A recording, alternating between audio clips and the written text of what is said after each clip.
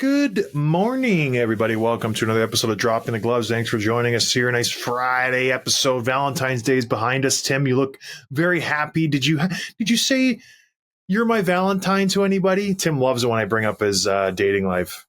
No, I was laughing because you said good morning, even though it's 1 PM, because you went to bed at 10 a.m. and then slept for an hour and then had 4 cups of coffee and now we're recording. Is that about accurate?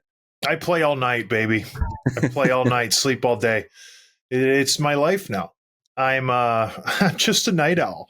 No, I was in Chicago again. I caught the Pittsburgh Penguins, Chicago Blackhawks game. Very exciting. Connor Bedard came back. Everybody was all really, really pumped for that because I didn't realize when he's been gone, they've been averaging 1.4 goals per game over the last 14 games. It's just atrocious. Even with him in the lineup, they're last in the league, 2.3. With him out, it's 1.4. Like, imagine going into the game. We got to pitch a shutout if we're going to win.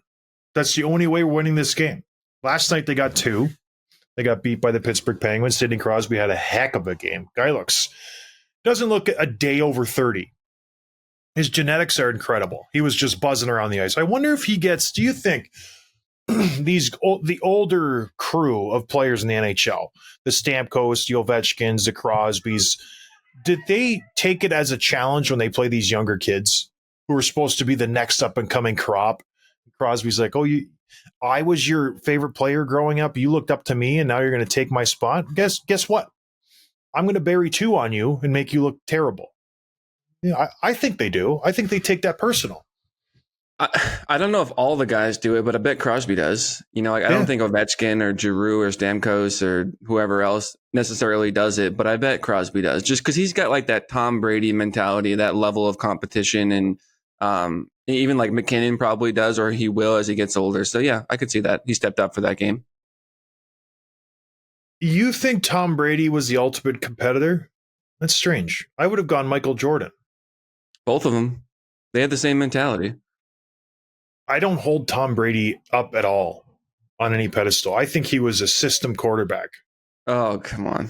Are we doing this today? Let's not. Well, the year he was out, who was the quarterback who took over? Jimmy Garoppolo. And he just mirrored Brady's numbers. No, Matt Castle was way before Jimmy Garoppolo. It was 2012. Didn't Jimmy come in when Tom got hurt one year? For 3 games for the Deflategate suspension. He didn't play. And he played lights out. So I just feel like any quarterback could have been plugged into that system. Okay.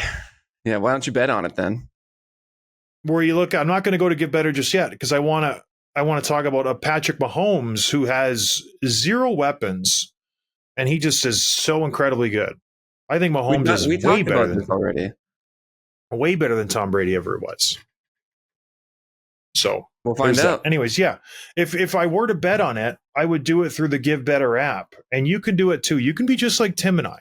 It's very easy to do. Go to givebetter.app/DTG, download the app, get yourself a chance to win $100 for free till the end of February. Tim and I have it here. We're going to do the Stadium Series. Tim, do you have your app pulled up? We're going to do a little live pick for the second Stadium Series game. It's the New Jersey Devils versus the Philadelphia Flyers. The first game is the Rangers versus the Islanders. Nobody likes those teams. Speaking of Rangers, they just cannot get out of their own way injury-wise. Blake Wheeler goes down today.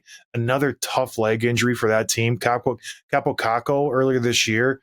Just one thing after the other. These guys can't seem to stay healthy. But anyways, back to Give Better. I'm going to pull it up right now. It's super easy. It's very user-friendly. You just go, you click on it. There's Jesper Bratt. It says, is he going to get 1.5 points in the Stadium Series? That's a tall task, 1.5 points. Is it 2 goals? Fantasy points. So it takes into account everything. Jesper Bratt's been playing pretty well lately. I'm going to go over Tim. I think that the Devils are going to have a pretty good game. What do you think on Jesper Bratt? I'm going the over as well. If he scores a goal or gets a couple of assists, he gets those 2 points. He can do it other ways too. So I'm going over. And then the next one is the newly minted captain of the Philadelphia Flyers, Sean Couturier, Mr. Do-It-All. Injured for the last few years, having a solid comeback year this year. 20th captain of franchise history. We'll touch on that in a little bit. He's also at 1.5 points. What are your chances of him getting 1.5, Tim? I'm going to skip over Coots. I don't I don't feel good about this pick. If you don't like a player, you can just skip to the next one, and I'm going to go ahead. Swipe to the left. The next one's Joel Farabee, 0.5. I don't even know.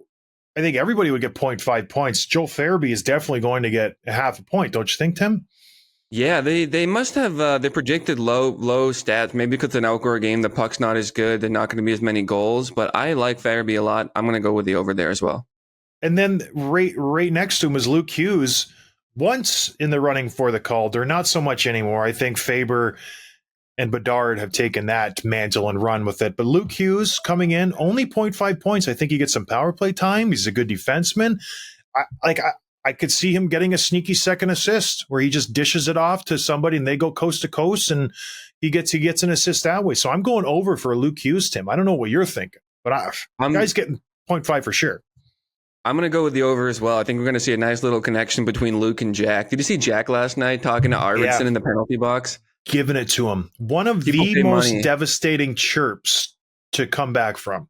People pay money to see me. They don't know who you are. And Arvidsson's a good player. It takes a special ilk to be able to say that to Victor Arvidsson. I got all those beaks all the time. Like it was hard for me to come back from those types of chirps. But I like that from Jack Hughes. A little feistiness. Good for the kid.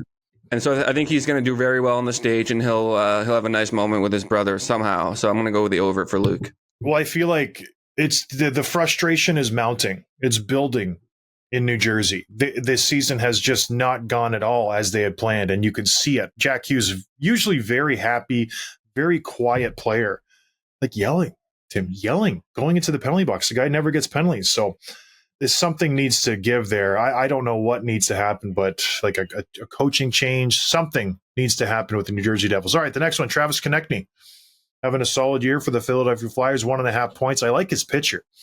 They got him with the no bucket. Almost looks like a Simone Gagne-esque type player there. What do you think? Are you going to – I might skip Travis Konechny a little bit. What are you doing? 1.5. I'm going to go on the under on this one.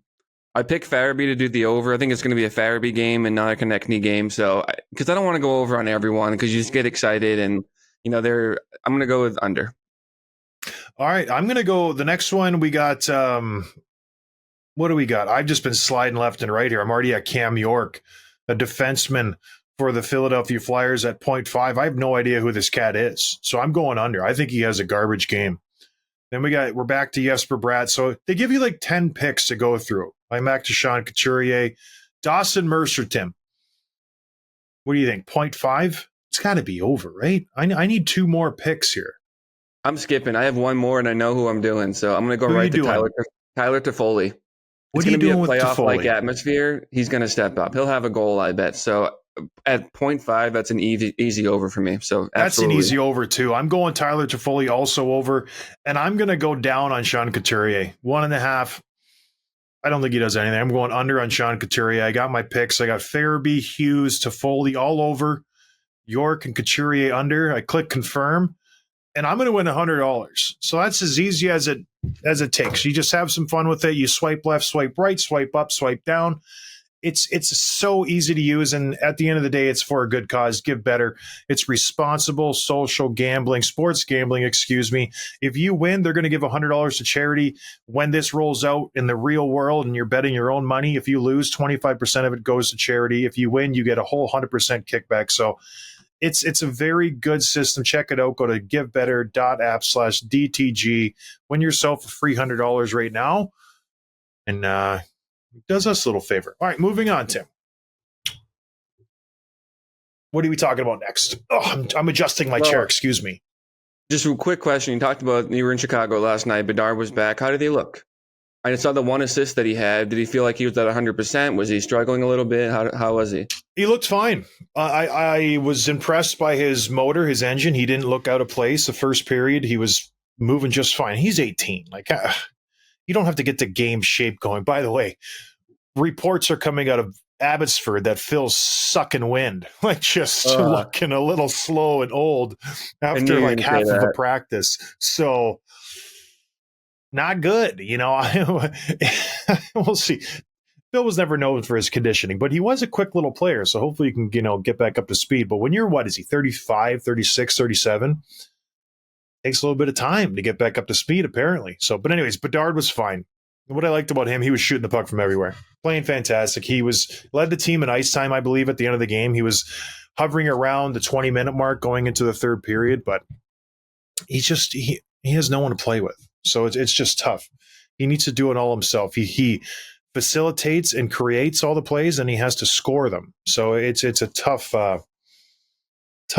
pill for an 18-year-old kid, Tim. Well, even though he missed all these games, he's still first in the league among rookie scoring, 1 point ahead of Brock Faber. But now that he's healthy, he's going to start to pull away again. And I think it's a good thing for the league because, like, part of me likes to see the underdog or lesser known players like win these awards. But even going back to the All-Star thing, like Matthews wins the award, McDavid wins the skills competition, Bedard's gonna win the Rookie of the Year. Like, it is just better for the league when the best players do these things. So I think most likely he'll start to pull away and he'll be number one for sure.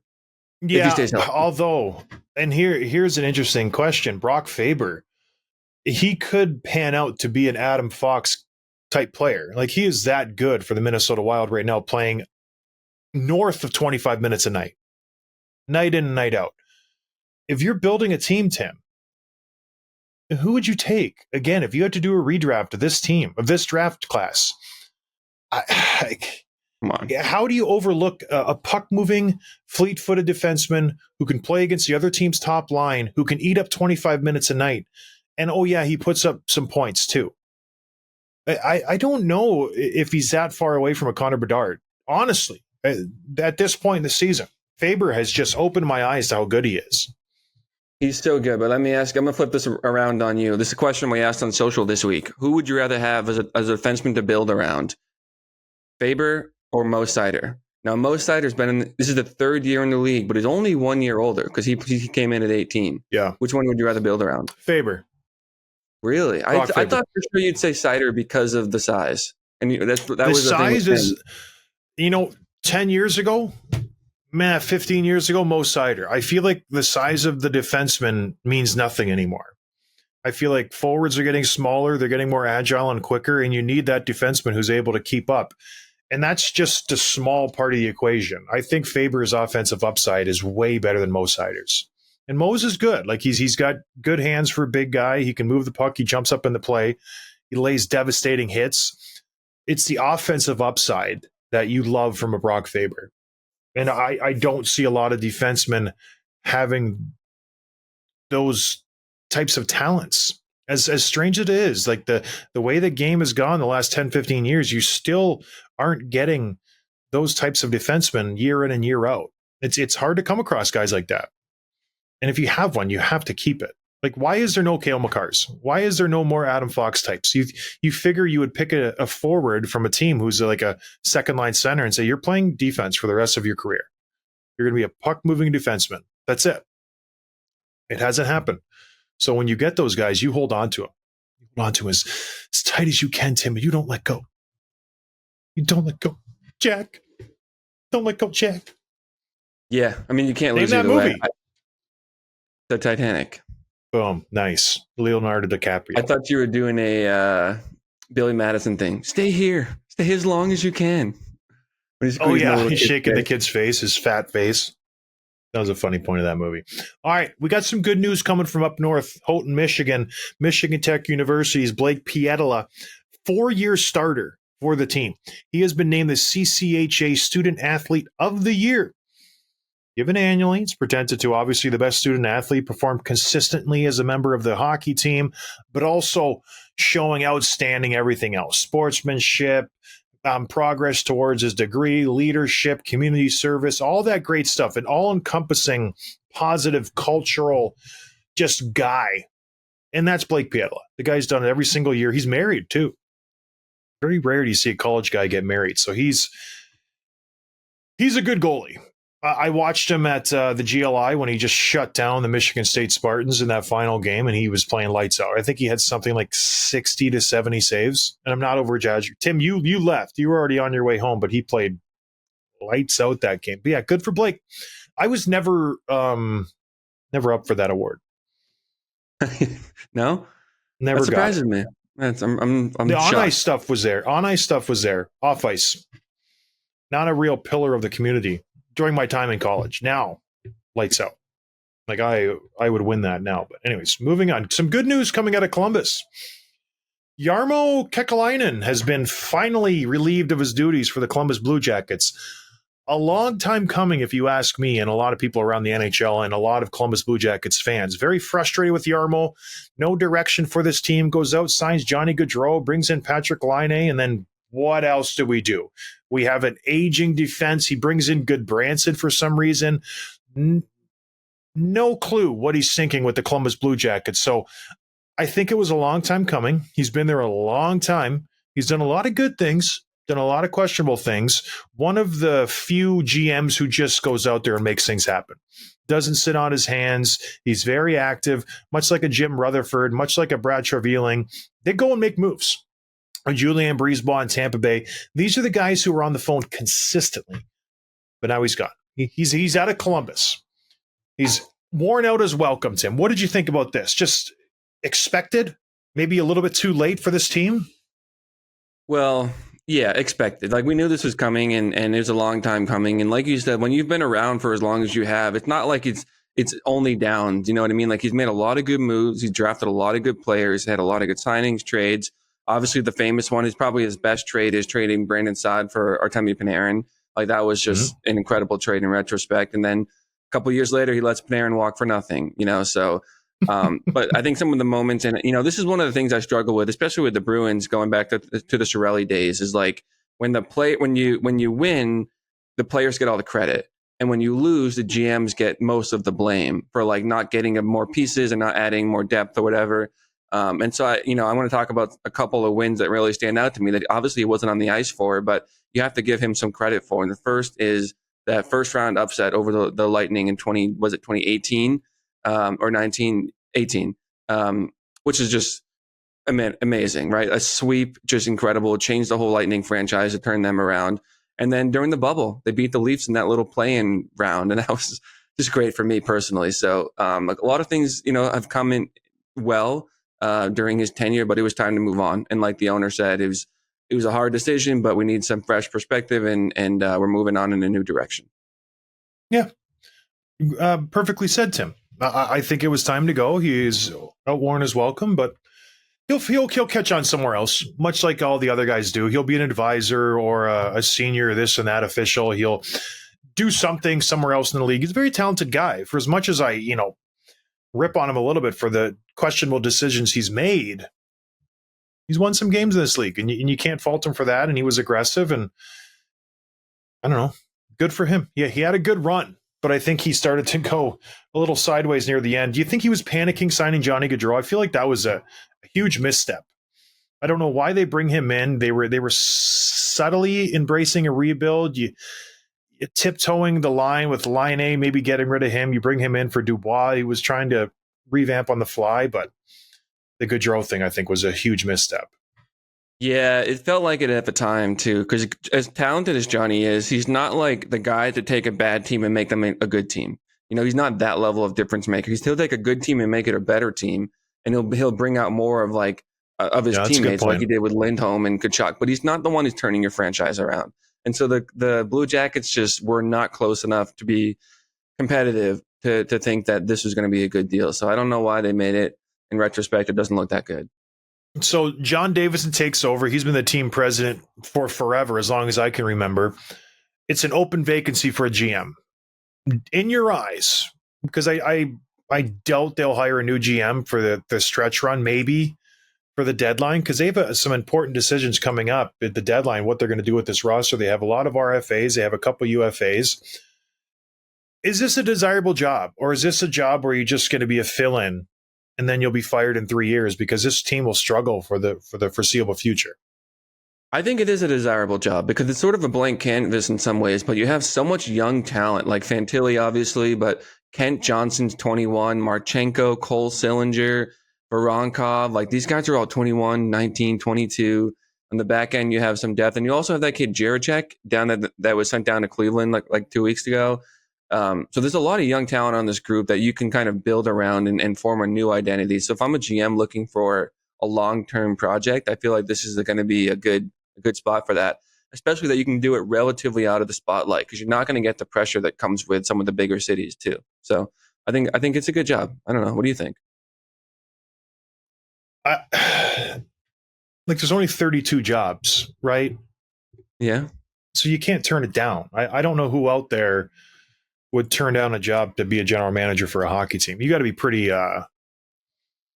solid in your talents to be like, yeah, I'm good. But I think I agree with you. But it's just owners are so fickle; they want to win, and if I don't see this team winning anytime soon.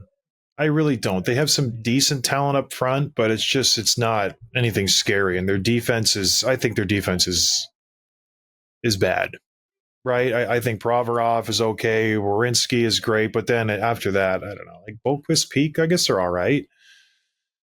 I don't know. But if I had a choice between this and another team, I would probably choose the other team, unless it was like Arizona or something where I know I'm going to be handcuffed with money I can spend. At least Columbus, they do spend money when they think they have a chance to win. So Jarmo spent a ton. All right, moving on. Yeah. Unfortunate news for the Pittsburgh Penguins. Jake Guentzel put on the IR, out 4 weeks, Tim. Trade deadline, 3 weeks away. What do we do here?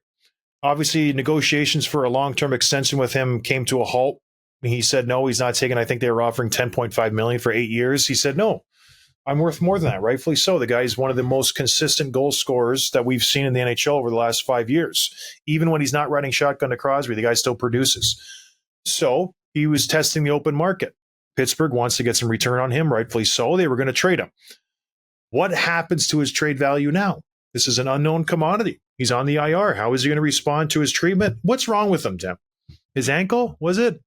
No, it's upper body because he missed most of the end of the Panthers game the other night, and then he didn't play last night. So it's upper body something. I don't know if they released the details of it. It's going to be one of those. It's going to be one of those things. What does Pittsburgh do? They are in second last in the Metropolitan, or now third last. They leapfrogged Washington last night with the big win over the Chicago Blackhawks. They're still a ways away from a wild card position, but they have a team built for the playoffs. This is not a team where you can just rebuild. They have to win now. What do the Penguins do? Kyle Dubas, first tenure with the Pittsburgh Penguins, wants to put a stamp on this team, doesn't want to come in and not make the playoffs for 2 consecutive years, brings in Erik Karlsson. This is your prize piece here, Jake Guentzel.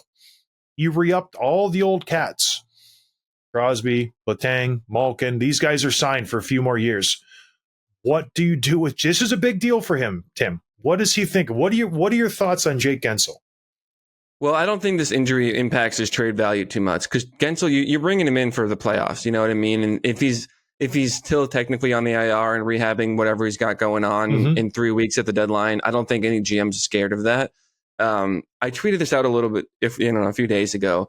I think whoever ends up paying and likely overpaying for him, and this is before the injury, this is before this came out, is going to regret it. And this is just a feeling I have. It's nothing. It's not based on, I don't have the data to back it up, but it's just a sense I have that I don't think that he's going to be the answer to a lot of teams' problems, especially if you have to give up 2 first round, which is reportedly the asking price.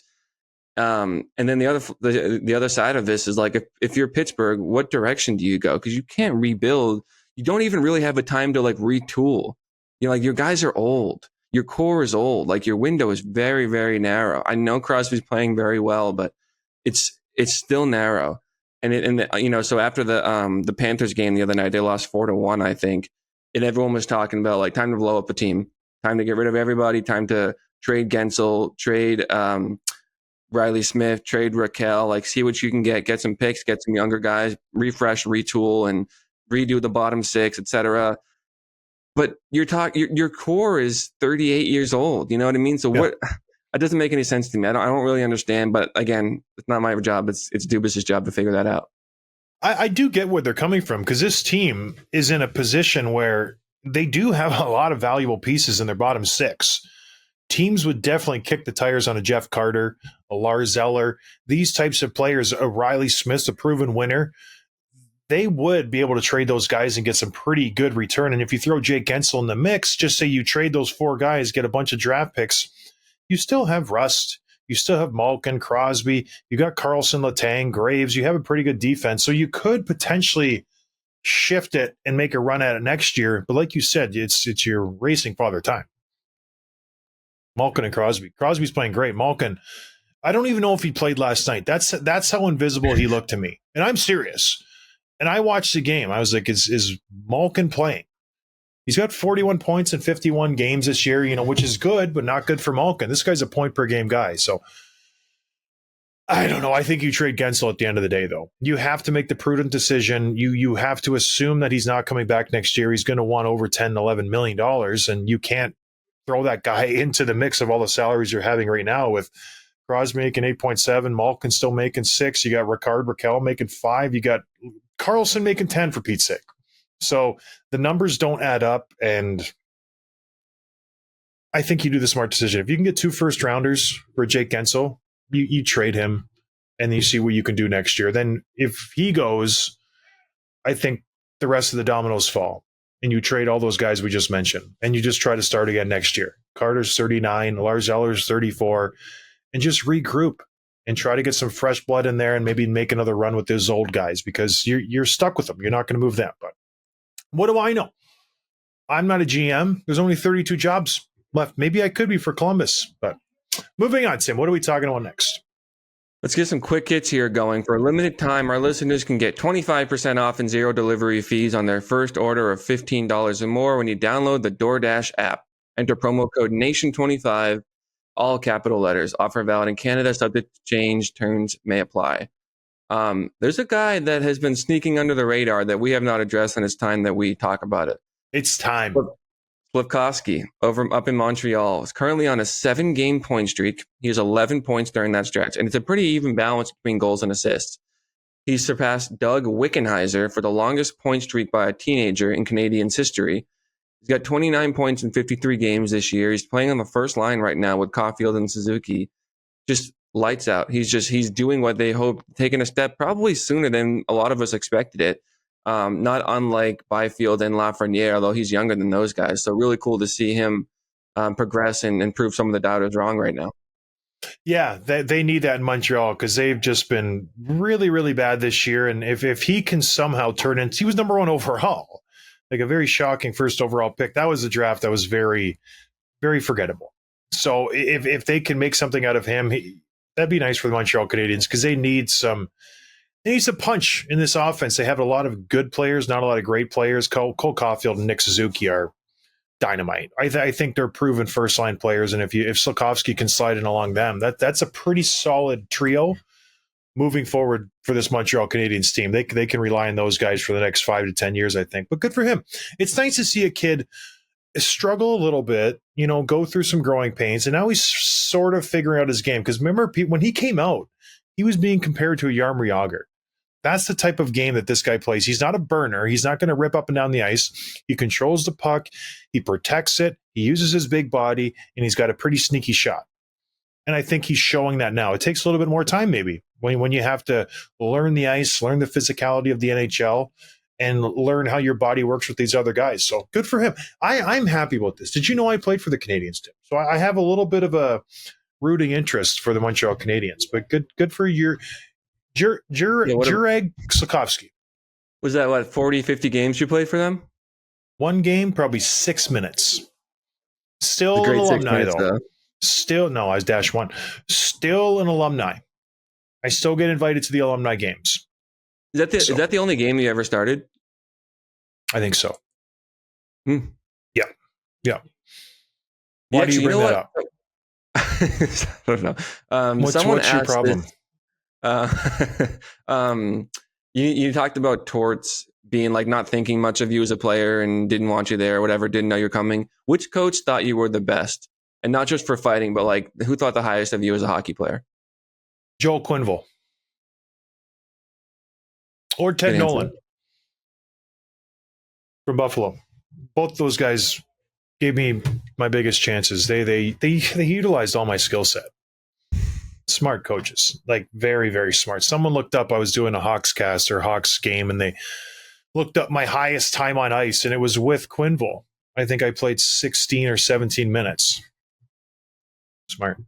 It was like a 4-2 win over a good team, and I was +2. That's a close game for 16 minutes. Was a man. Nice. Used to be the So man. how many All right, guys what were else? hurt? Probably everybody.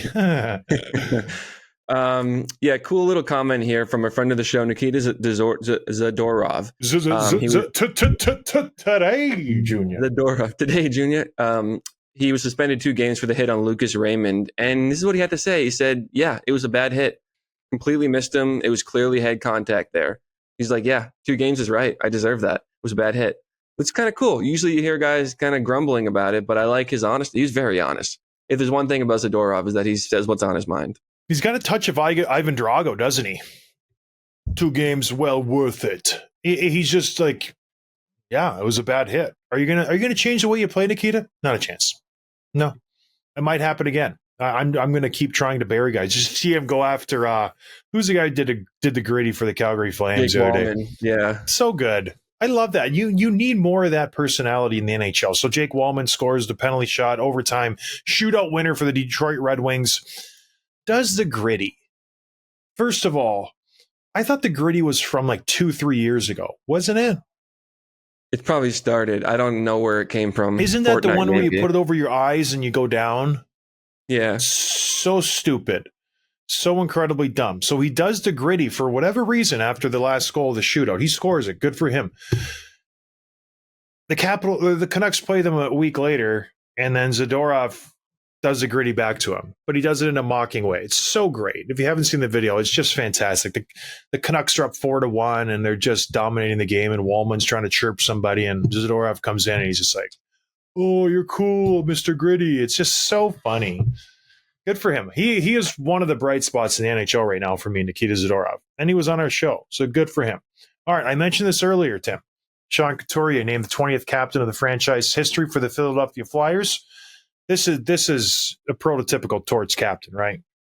He had Boone Jenner, he had Ryan Callahan, and now he's got Sean Couturier. Forwards who just do it all, block shots, can put up points, just will run through the wall for their coach. And I think Sean Couturier fits all of those molds, and he's a perfect guy for John Tortorella. And good for Couturier. Injured, who knows his future, what it's going to hold. He battles back, and he's playing great. Now he's a captain. That's a big deal, taking over for Claude Giroux. Pretty cool. Good for him. Anything to say on that, Tim? No, it's a great pick. One of the more underrated players in the league, I think. We talked about him when he returned from injury earlier this year. I was kind of wondering if they would go with one of the younger guys, like the Konechnys and Farabys of the world, but I'm glad they went with Couturier. I saved this one for you next. What's the next one? Well, okay, so the Bruins now, they're on a little bit of a skid here. They have they lost to the Kraken last night. Ugly game. Not as bad as some of the others recently, but just not great. Not a great game. And the Bruins now, with that loss, have been dethroned from the number 1 spot in the Atlantic. They're tied with Florida, but Florida has more wins, so they have the tiebreaker. This is a spot they've held since October 17th of 2022, not 23, over almost 2 years ago. So this is tough. This is tough for us. And, people are saying, well, they don't care as much about the regular season anymore. They're not playing for that. It's like, well, they're still trying to win every game. You know what I mean? Cause for concern. They've lost 4 of their last 5. Yeah, and a lot of them are ugly. The one win in that 5 was just beautiful, that Vancouver game, but the others have been not good. And so I'm a little nervous. I'll say it. I'm a little nervous. They need some energy. They need to figure this out. And their schedule's not getting any easier. They're playing an LA team who's struggling, who's going to be fired up to play them, but then they go Dallas, Edmonton, Calgary, who's playing great, beat them a week ago 4-1, Vancouver, Seattle, Vegas. Tim, this could be a rough month for the Boston Bruins. Maybe my bold prediction isn't so far off, that they might not win a game the rest of the way. Okay, let's settle down. But then you have to think of the implications for the playoffs, because the one thing that does matter is the first round matchups, obviously. And if they're playing like the Lightning or Toronto because of this, that's not good news for Boston's fans. So yeah, I'm a little bit nervous. I'll say it. Well, as it pans out right now, the first wild card has a good chance of playing the first place team in the Atlantic. And right now, the first wild card holder is the Toronto Maple Leafs. So there's no way around it. The Bruins will probably get one of the Lightning or the Leafs in the playoffs. And if you're the Bruins, which one would you rather have? I think you'd rather have the Leafs, right? You seem to have their number the last few years. You have to. You got to pick them, but it's not going to be easy either way. And I really don't want us, the Bruins, to lose to Toronto. God, I would hate that. Ugh. Yeah, because in that division, I think the Panthers have asserted themselves as the dominant team. You know, they were slow to start the season. The last 2 months, they've been absolutely lights out. They've been physical. They've been scoring goals. They've just all facets of the game. They've been really, really good. Now they're in first place. They're tied with Boston, but they're playing great hockey, Tim. I don't see them slowing down, whereas the Bruins, I'm nervous. I'm nervous about them. Like, let's fast forward and have this conversation at the end of the month. They could be close to a wild card spot. I know it's far-fetched. They're up by 10 points on the Leafs, but let's keep an eye on them this month. I think they're going to continue this skid. I really do. Cross your fingers. Yeah, maybe a good time for the Leafs are now 2-0 without Morgan Rielly. I saw a stat about them being like I don't know, in the last 2 years or whatever, they're 16-2-1 without Morgan Rielly in the lineup. No kidding. Like, dominant. That's a good sample size. That's not like a small, that's enough to make you raise an eyebrow. Do we need this guy? Yeah. But I forget exactly what the length of time was, whether it was 2 seasons or 3 or whatever. But they also had a different looking defense in the last couple of years than they have right now. They need them more than they did 2 years ago. So true. All right, last one, Tim. Very odd anomaly tonight for sports as far as TV programming go. There is only one professional game on tonight. No NBA, obviously no NFL. The Major League Baseball is not playing yet, so it's just the NHL. And you know that Gary sees this. It's Friday night, prime time. We're going to pick 2 of the premier teams to go at it. We're going to have a chokehold on the ratings. We're going to have it on ESPN. We're going to have it on ESPN Plus. We're going to have it all over Canada. It's going to be Toronto, and it's going to be Edmonton, or it's going to be prime time, baby. No. It's Carolina, Arizona. Carolina, Arizona on a Friday night with no other competition. And I know this isn't Gary Bettman's fault. This is the schedule makers and stuff like that, but my word. And guess what time that game's on, too? I'm guessing it's in Arizona, so it's going to be like a 9:30 start. 9 o'clock Eastern, yeah. It's just boggles my mind. Like you sit there and complain, why can't we grow the game? Why can't we this and that? We're not really, entrenching ourselves in this area, in this market. You have one stinking game on a Friday night when there's no other competition. Doesn't make sense. Doesn't make sense to me whatsoever. But hey, it's going to get dozens of listeners and viewers. Do the schedule makers look at other leagues beyond just to see if they're using the arena at the same time? They don't look at like. I doubt it. They might look at, like, obviously when the football season's going on, they don't schedule games or try not to 1 o'clock on a Sunday because you're not going to beat a football team. But you have to do it sometimes. It's inevitable. You try to, miss all those big events. But you just, even a Friday, why not just, like, it's just, the football season's over at this point. Maximize. Go out there. Get 4 or 5 games. Make it like an event. Football's over. Hockey's still here. Check out the action Friday night. Carolina, Arizona. It's going to be crazy. We're playing at a college rink. It's going to be wild. It's like so dumb. Yeah. Our logo's not at center ice because we can't afford an arena. You think you're watching an Arizona State Sun Devils game, but you're not. It's the Arizona Coyotes. I'm getting ready for bed by that point. Oh, Tim, I'll be sleeping. But it's just par for the course with the NHL. So what more can you expect? What you can expect is the Drop in the Gloves podcast to continue to put out fantastic content. Right, Tim? So thanks, everybody, for joining us. I hope you had a good week. We'll check you later on Monday. I got some fun stuff to talk about next week. I'm going back to Chicago on February 25th. For a little banner raising game. I'm all jacked up about it. There's going to be celebrities coming out of my ears. It's going to be like the Super Bowl, but in Chicago. And I'm going to be rubbing elbows with all these jokers, Tim. I want you to come with me, but they don't let me have a guest. So it's just me. It'll be fun. Your goal should be bring in a non-hockey celebrity as a guest, like Jeremy Renner. Get him on the show or someone like that. That would be fun. We could have had Jeremy Piven. He's still asking us to come on the show. No, he Sorry, wanted you Jeremy. to come to his show. Yeah. Oh, was that how it worked? I can't remember how it worked. Well, maybe we can get Michael Jordan. How he would be a get. We can talk about North Carolina, him and I. Charlotte, he just sold his house. He's pretty much your best friend, him and Gronk. You guys have so much in common. Just the three of us. All right, everybody. Hope you have a good weekend. We'll talk to you later. Cheers. Thanks for listening to Dropping the Gloves with John Scott, a member of the Nation Network of Podcasts. Subscribe wherever you get your podcasts from to never miss an episode.